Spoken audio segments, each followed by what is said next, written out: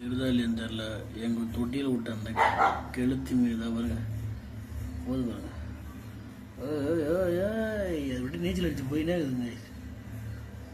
நீங்கள் பாருங்க.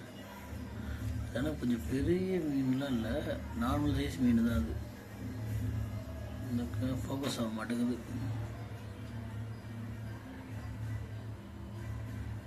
நவுந்தினா இருக்கிறான் தலைவன், ஒரு இடத்துல நிற்க மாட்டாங்கிறான்.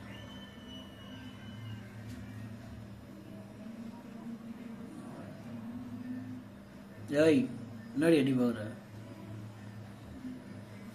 இது எங்கள் வீட்டு நாய்கள், அடங்காத நாய்கள். ஐய்